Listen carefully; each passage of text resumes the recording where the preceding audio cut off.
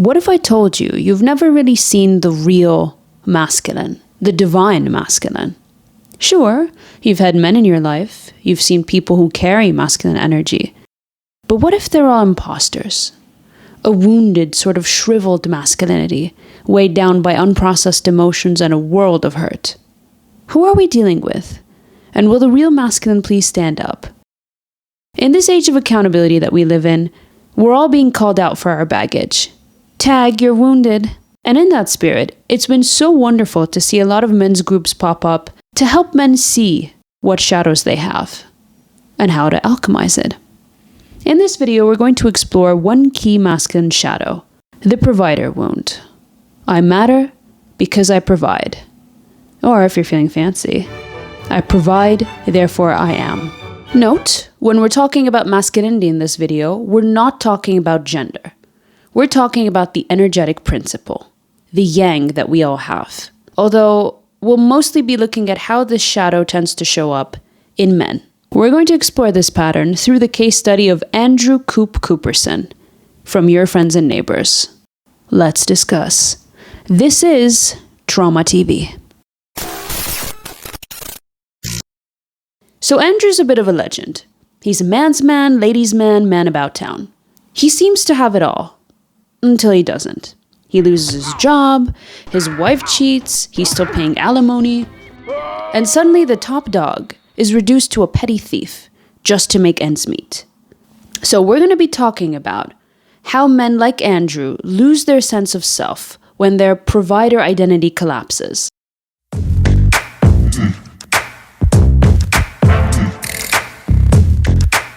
One of the first scenes we get of Coop is him giving a monologue to this woman at a bar. So this younger woman, who later turns out works at his company, comes up to him and hits on him. He basically rattles off this long list of reasons why this would be a mistake to discourage her from being interested, basically.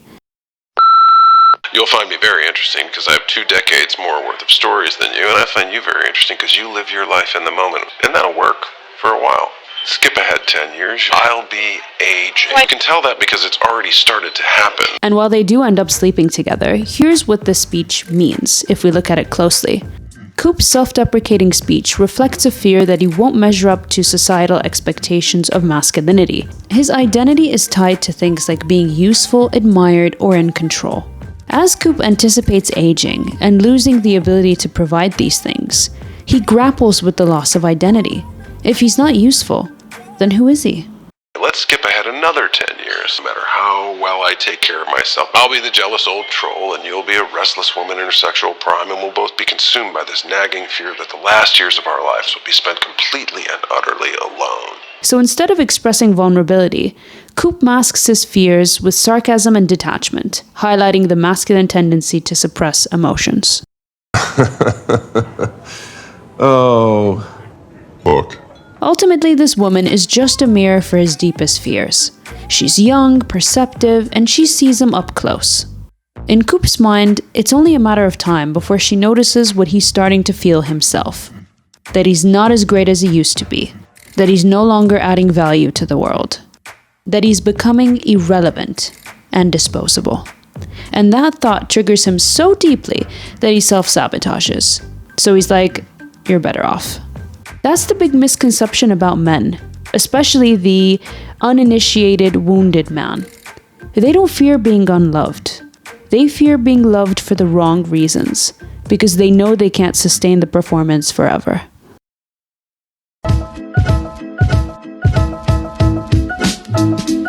Next, we see that Coop enjoys old black and white movies. We see this a few times throughout, where he has them in the background when he's wallowing in self-pity. Now, Coop's choice to watch these classic movies can be interpreted as a longing for a bygone era, a time when roles were clearly defined and the world seemed more structured. This nostalgia perfectly parallels his struggle to find identity and purpose after losing his family and job. The appeal of these movies is that they portray idealized versions of masculinity and social roles, which contrast very sharply with what Coop is facing now. His immersion in these movies could represent a desire to escape his present challenges and go back to a time where he felt more in control and secure of his place in the world.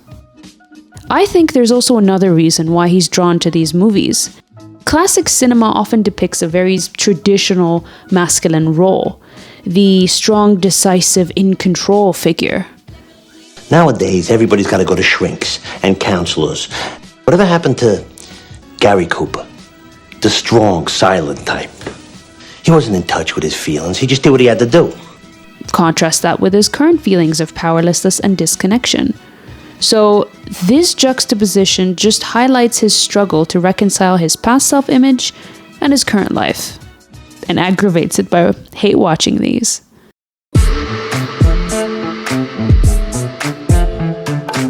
Let's look at the relationship between Coop and his wife. This dynamic is really going to tell us a lot about where this character is hurting and why. And I want to zone in on this one particular scene. The very first introduction, you could say, of the wife properly. So, the scene is as follows. Coop shows up to the house with their son after taking him for ice cream on a day that wasn't his official parenting day. She's not too pleased to see him, and in conversation he starts making passive-aggressive comments about the divorce and the infidelity. Boundaries are there for a reason.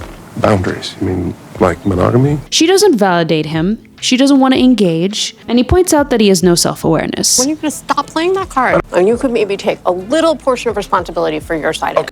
He continues to make sarcastic comments and leaves. What does this scene tell us? First of all, it highlights that Coop is over-identified with what he provides, the house, the money, not how he shows up emotionally or energetically. He equates financial contribution with moral high ground, in a way bypassing emotional responsibilities in his relationship. I'm forced to pay for this entire mess, and I'm the one that's not being responsible. Also, editing for this part was so annoying because she just had to be chewing. Crunch, crunch, crunch, crunch. Oh, crunch, crunch, crunch, crunch, crunch. When he says, "I paid for everything, how am I the bad guy?" this reveals a deep entitlement. He feels like if he offers the financial things, then he's owed respect, love, and fidelity. And that's something that's hard to grapple with when your entire identity is built around a transactional worth. I mean, isn't that the whole idea behind the friend zone? Put in the work, get your reward. Why won't that stupid bitch let me propose to her? I matter because I provide. That's so sad. And that is why, despite it being 2 years, he's still not over this thing that happened. Boundaries? You mean like monogamy? Really, Coop? Because he is taught that if you do everything right, you will be secure. Coop probably sees himself as the good guy. He stayed, he provided, he followed the rules of what he thought made a man. You land a job right out of college at a major firm. You buy a house 30% down, you get married. You have the first kid. So you work harder, longer hours. Kid number 2, house number 2. So her stepping outside that structure of cheating challenges the belief that fulfilling your roles guarantees loyalty or love. This is what happens. Now listen, that's a very superficial read. It's just the surface. This is a multi-layered creme brulee, so why don't we peel back a few layers? So you need to understand something. The masculine mode of operation is often very structured around linearity. Okay, so it's goal, action, result. It is very directional, it's focused, and there's an emphasis on completion. So think of it like an arrow. It's precise, intentional, and driven towards a clear endpoint. This creates a sort of transactional rhythm, but not in the cold commercial sense. Small question that drives all success. What's in it for me? I wasn't interested in Penny's nice qualities, just breasts, and therefore she was no good to me. But more of a sacred sense of I offer this, and I seek a return or a result. So in relationships, love might look like doing something to prove love, acts of service, protection, problem solving, seeking progress or a resolution. Let's fix this, let's decide, where's this going? This is just the masculine's way of relating to time, energy, and purpose. Only when it's unbalanced, and it's missing that vulnerability and intimacy, that it can become too result-oriented or too, like we said, corporate. People can wince, cry, beg, but eventually they do what I want. So, contrast that to how the feminine is in relationships. The feminine mode of operation is cyclical, relational, and non-linear. it isn't always trying to solve. It's trying to feel, express, and connect. Instead of aiming at a single outcome, it moves in spirals, through rhythms and seasons.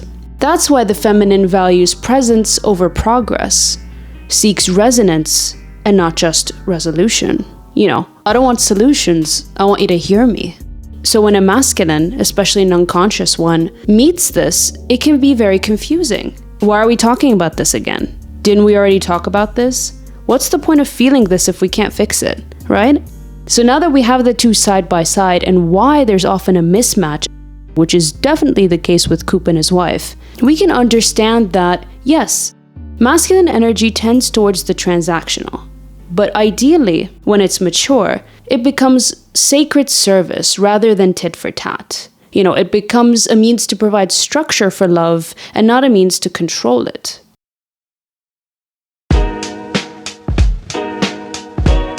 It's no surprise that he's disconnected from his kids as well. Just like with his wife, his emotional absence shows up here too. He likely ties fatherhood to image, ego, and performance. Let's just do some network. Kid's tournament is tomorrow. It's not the time. Come on, let me show you. Maybe she won't get into Princeton. Maybe I won't. Now you're just being stupid. Denied! Sit down!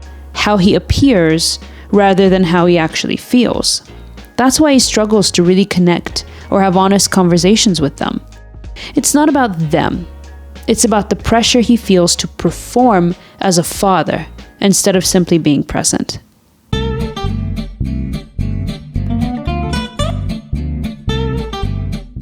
Now, if the conversation with his wife shows the emotional void that he has, his affair is going to tell us how he fills that void. So basically, he's having a long-term-ish affair with this woman, and he's being wishy-washy as to whether this is going to go anywhere. Do you ever think that we could be something more than this?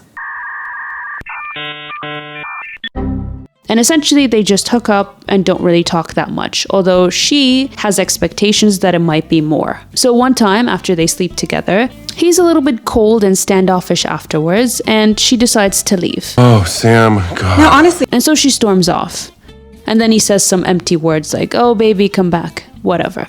So this little facade has created a very comfortable distance for him, because on the one hand, he gets what he wants. He gets the comfort of sex, attention, without the vulnerability. What are you doing? But there's that safe distance where he avoids the shame of naming his own limitations. And even the words that he uses are so empty. They mimic connection, but they're very hollow. I thought maybe something was going on with your kids. No. I feel like you're not understanding me. No. I don't want you to leave. And that's part of the greater theme in his life. He's going through the motions of love, fatherhood, partnership, even sex, without any presence. This just shows us that he's not just emotionally disconnected. He's terrified of letting people see him. So yeah, when he's confronted and has an opportunity to tell the truth, to be honest because he knows this isn't anything serious, he's not going to do that.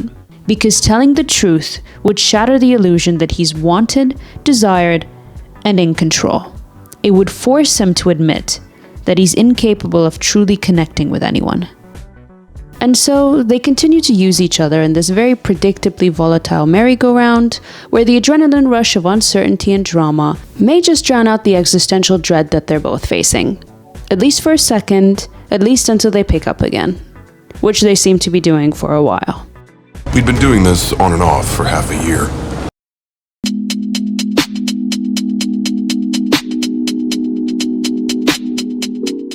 Whoa, let's talk about this scene. So he has a very unpleasant meet cute with his daughter Tori's boyfriend. He tries to be charming with all the sirs and you have a great daughter kind of thing. He's not impressed. If anything, he's being very passive aggressive. Stop calling me sir. No one's buying it. If you call me sir one more time, I'm gonna punch you in the dick.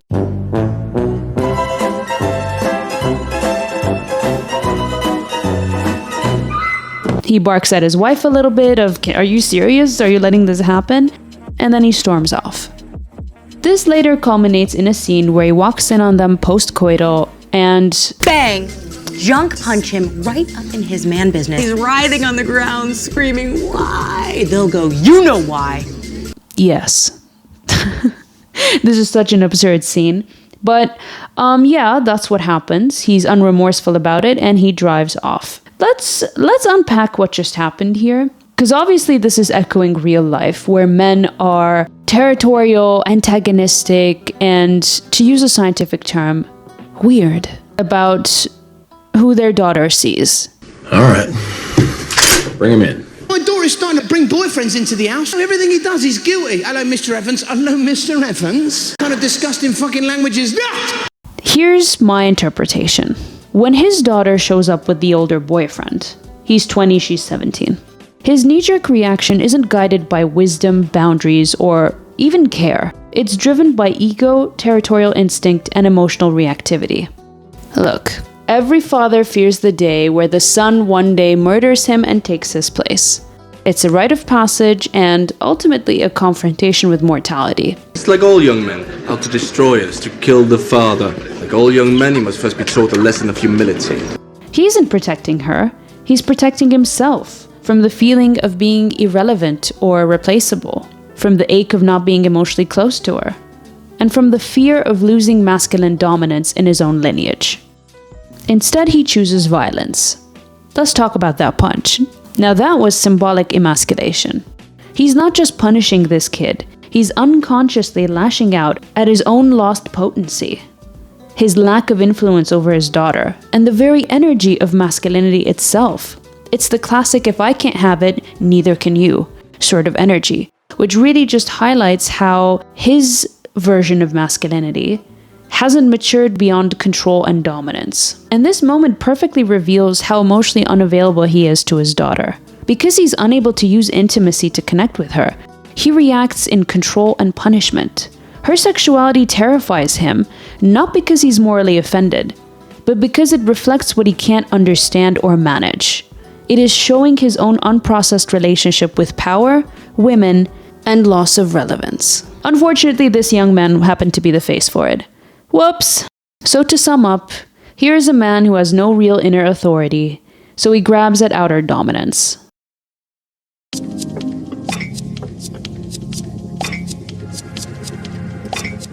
So okay, throughout this entire analysis, we danced around the main question.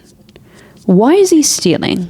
What's that about? Let's do a little recap before we get into it. So Coop's this guy who grew up in this society that told him, listen, pursue power, dominate the game, suppress your feelings, and you are golden. You'll be respected, rewarded, and desired. And he did just that. He got the job, he got the wife and kids, I'm surprised he didn't get a dog, he got the houses, and all the little trinkets that say, Mr. Big Stuff. But now, that same society turns on him and says, no, Coop. Wanting those things makes you toxic. That masculinity is dangerous, and we're coming to take it away. So he's left reeling, asking himself, I did everything right, why did the rules change? Why is everyone picking on me? Why is there such a war on masculinity, am I right, fellas? But the thing is, society is not picking on masculinity.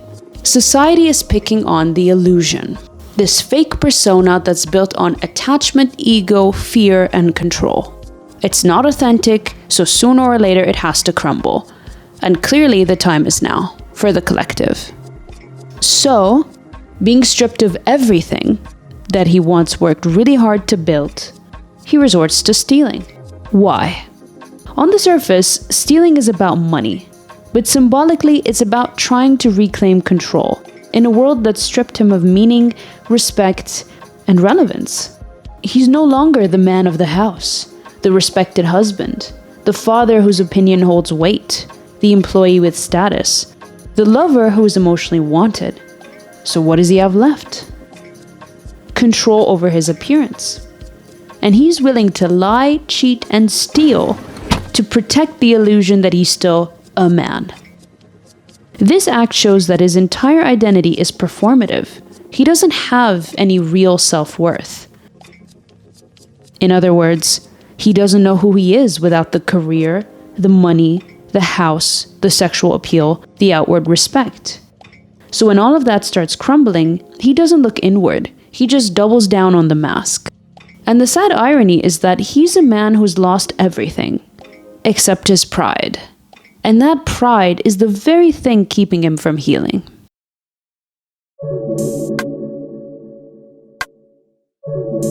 The very first thing we see in the very first episode is Andrew Coop Cooperson falling into a pool and then giving us a snarky little narration about, bet you're wondering how I got here. I know what you're thinking.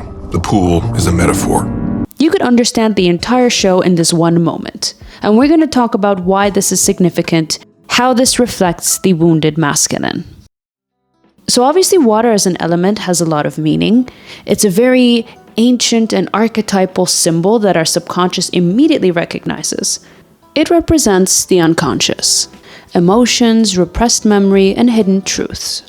Falling into it can mean one of two things: a forced confrontation with parts of the self that we're avoiding, or a loss of control. It's an image of surrender or collapse, whether it's chosen or forced. So, to understand this better, we're going to take a little tour of some famous imagery in media. And then we're going to tie that back into our man Coop.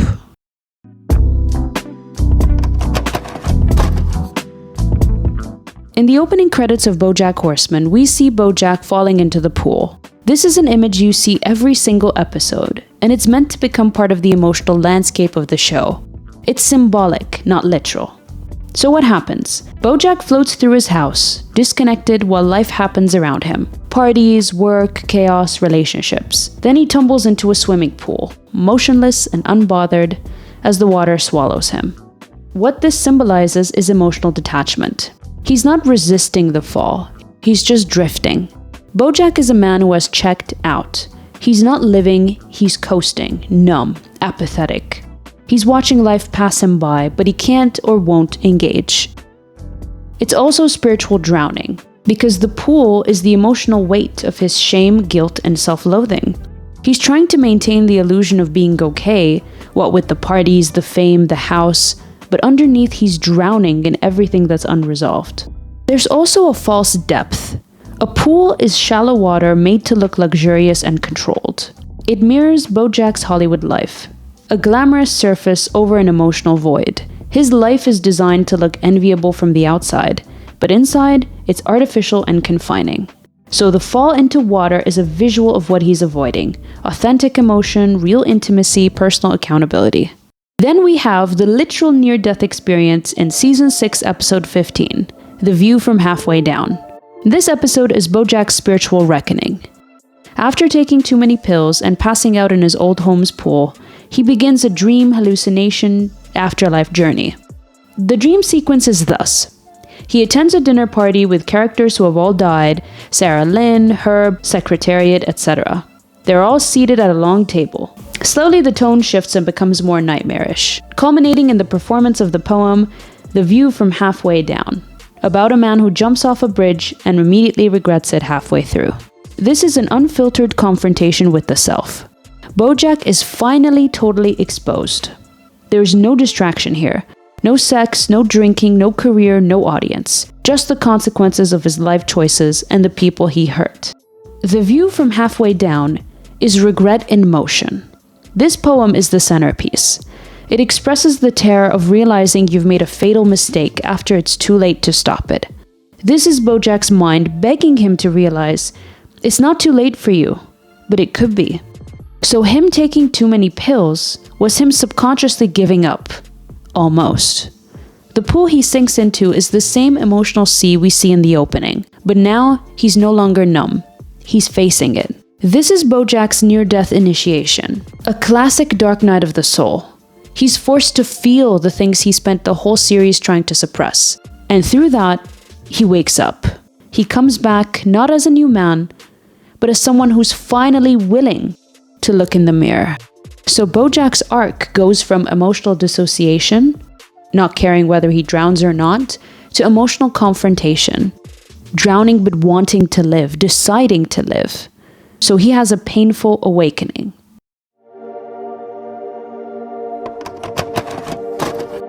In The Sopranos, when Tony finds out that Sal, or Big Pussy, as I won't call him, is actually a snitch, he invites him on a fake fishing trip to bump him off. So he's ready to go buy a boat. They have a confrontation where Sal tries to talk himself out of it at first and then he confesses. They shoot him a bunch and then throw his body into the ocean. The ocean here isn't just a dumping ground. It represents the vastness of the subconscious, the emotional weight that they can't process. And it's definitely an attempt to drown guilt, shame, and brotherhood. Killing isn't just business. He was one of Tony's oldest friends, and now to maintain the masculine code of loyalty, secrecy, survival, they have to kill a part of themselves. This scene marks a turning point for Tony. He will never again fully trust or love in the same way. His soul hardens, and his guilt becomes a permanent undercurrent. Though Tony kills his friend out of necessity, he can't control what it does to him internally. Later in the series, he dreams of Pussy speaking to him from the afterlife as a fish. He shows signs of PTSD, depression, and emotional breakdown. And so, the ocean scene prefigures Tony's slow emotional drowning across the show.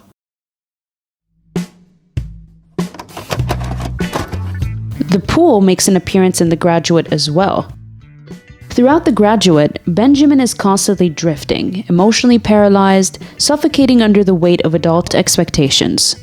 The pool symbolizes his aimlessness, his emotional stagnation, and his regression back to childhood safety. Benjamin spends a lot of his time lying on an inflatable raft, drifting in the pool. He's not swimming forward, he's not struggling, he's passively suspended, emotionally numb. He is adrift in life. Not a boy anymore, not yet a man with a real purpose. The pool here symbolizes an artificial womb. It's a controlled, suburban, sterile environment. In one scene, his parents make him try scuba diving and push him in the pool in front of people. This scene is that falling into the pool scene. And what it means is a loss of control and emotional overwhelm. He doesn't want to be in the suit or the water. His parents and their friends push him into this situation without caring what he wants. Inside the suit, he's physically isolated and suffocating, just like he feels emotionally about adulthood. This perfectly captures losing control and being overwhelmed by the expectations of others.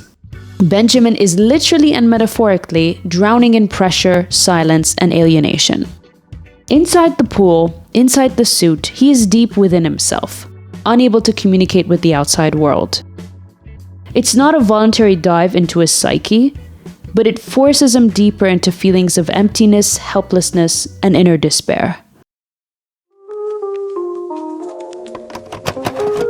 In Inception, every dream level features water as the signal for waking up or drowning in the subconscious. Water is a trigger for awakening. So when a dreamer's body in the real world feels water, like falling into a bathtub, the dream self reacts and can kick them out of the dream. The film even begins with Cobb washing up on shore. Water is the boundary between unconscious, dreams, and consciousness, waking life. So water here signals the start of awakening, a symbolic rebirth from a false dream life back into reality. In Fight Club, water represents the narrator's descent into his subconscious wildness, his loss of ego, control, and eventual rebirth. The first we see water in Fight Club is the car crash scene. After the car crashes into the river, it symbolizes the narrator letting go of control over his life, giving into chaos. And then we have the bathroom scenes. Whenever he's in a bathroom, which is often humid, steamy, watery, there's usually a confrontation with his suppressed feelings, represented by Tyler.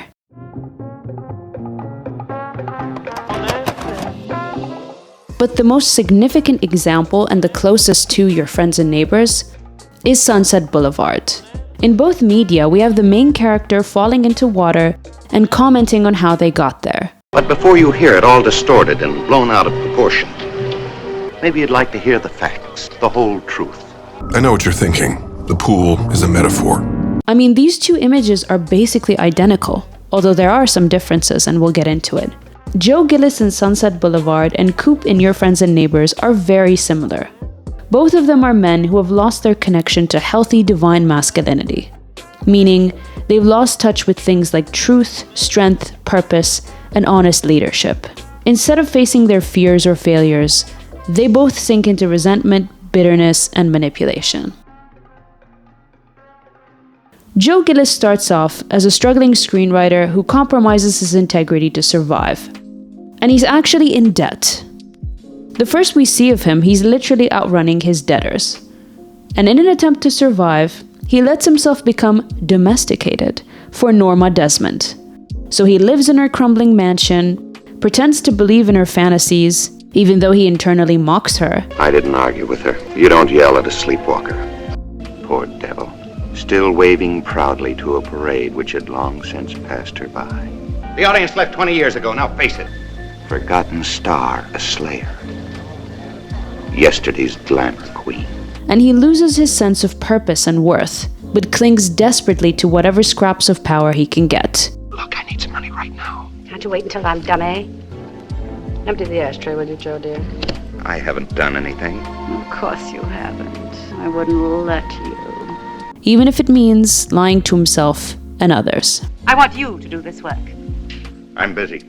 I just finished a script and I'm doing another assignment. Why the fuck you lying? Why you always lying? So first of all, the pool. The pool is shorthand for making it, in the American imagination, especially for suburban men of a certain generation. Having a pool means you're respected, you're the provider, you've arrived. Joe falls into the pool after he's shot to death. In his story, the water represents the final collapse of all his illusions. He always dreamed of Hollywood glamour, of making it, and he thought material success would save him.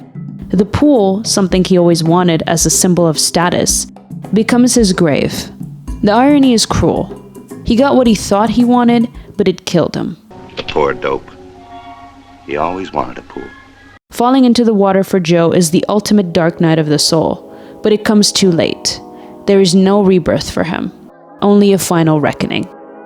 He talks about his death with this dreamy, almost nostalgic sadness. Well, this is where you came in. Back at that pool again. The one I always wanted. Even though he's cynical and bitter about Hollywood, about Norma, about himself, there's a deep grief underneath it all. Funny how gentle people get with you once you're dead. His fall into the pool, and the way he tells it from beyond the grave, tells us that he's finally awake to the truth. But he can't do anything about it anymore. The masculine ego built on illusion has completely died, and so has he. So side by side, Joe's voice is the voice of a man who finally accepts the consequences of betraying his soul. The poor dope. He always wanted a pool. Coop's voice is the voice of someone still fighting to deny how badly he's lost himself. I know what you're thinking. The pool is a metaphor. So where one's journey into the water is a mournful burial, the other's is a cold wake-up call that he might or might not heed, which we might find out as the show progresses, but honestly, I don't really care enough to continue, so let's leave it open-ended.